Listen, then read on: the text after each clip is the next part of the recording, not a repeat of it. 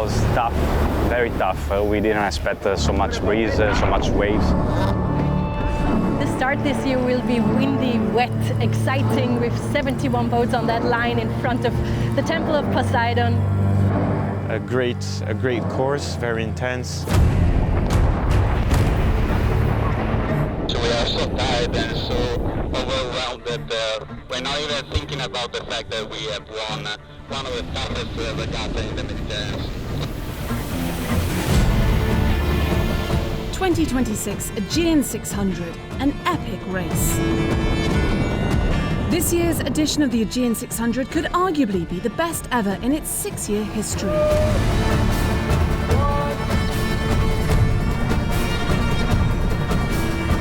More boats from more countries racing around a racecourse that featured more consistently great sailing conditions than ever before. All of this in the legendary blue skies and clear waters of the stunning Aegean Sea just further solidified this race's reputation as being one of the world's premier 600-mile offshore events. Besides the race itself, organisers from the Hellenic Offshore Racing Club and Olympic Marine offered numerous other features to make this event special.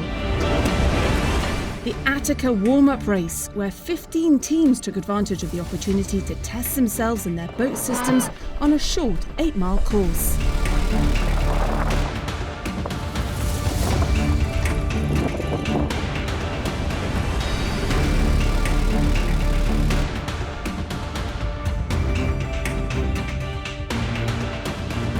The welcome ceremony and reception, where team members, their supporters and event sponsors all enjoyed the very best in Greek hospitality.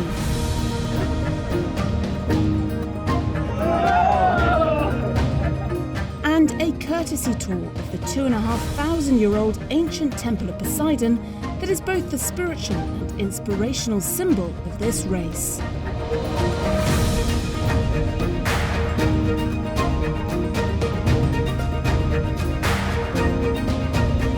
The start of the race this year was in classic Aegean 600 conditions, and the forecast for a strong Meltemi already had sailors excited for what promised to be an epic race ahead.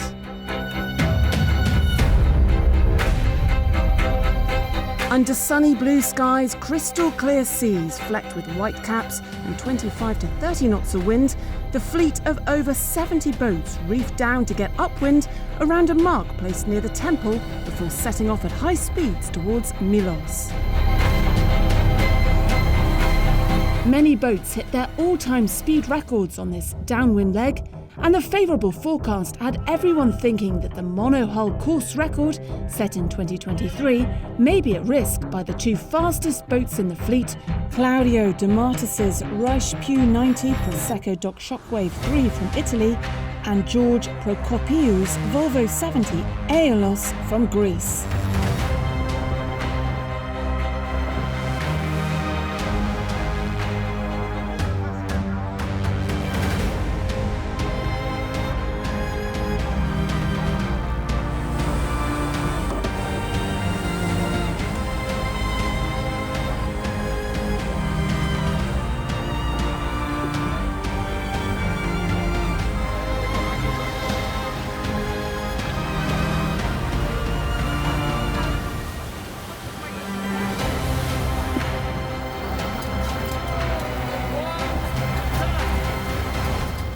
After a high-speed reach from Milos, the transit through the collapsed caldera of Santorini this year was fast, with the first half of the fleet missing a daylight glimpse of the villages on the sea cliffs above, but the slower boats were able to enjoy that spectacular view of this iconic setting in the next day's morning light.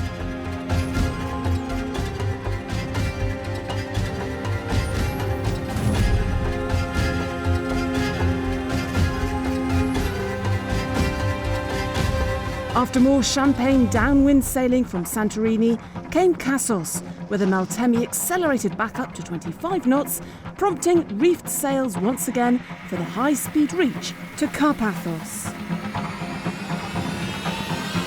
Then another challenge awaited next at Rhodes. After all that exhilarating sailing, everyone now had to shift gears in preparation for the notoriously light and drifting conditions in the lee of this island. Rather than being heeled over and wet from all the spray, helmsmen and sail trimmers were now concentrating on just keeping the boat moving in the flat seas. Waiting for the wind, waiting for the wind. Fortunately, this year the lee was not too bad and most teams kept moving until the northerly returned at the north end of the island, the halfway point of the race. The second half of the course is a chicane of short legs that zigzag the fleet north on the eastern side of the Dodecanese Islands before setting off straight west towards Mykonos in the mid-Aegean. While the Meltemi held more or less steady for the first finishers, there were enough holes to keep the teams fighting for their leads from here towards the finish, including Shockwave and Aegean, who finished only 2 minutes apart and just 3 hours short of setting a new monohull course record.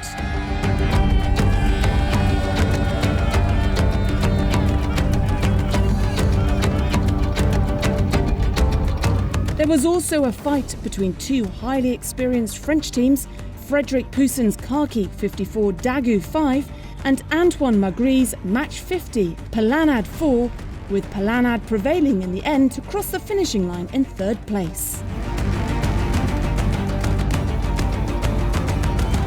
In the latter days of the race this year, the favourable Meltemi weakened to give the fastest boats a slight edge in IRC and ORC corrected times, with Palanade taking the overall win in IRC scoring and John Desmond's TP52 Final from the USA winning in ORC scoring.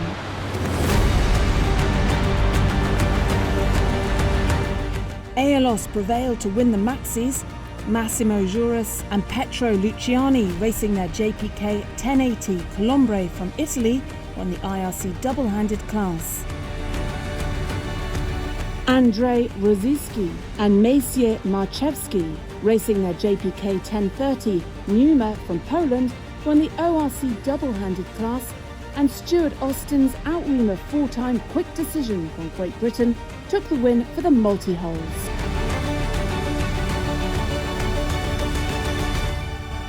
In summary, this year's race was indeed epic.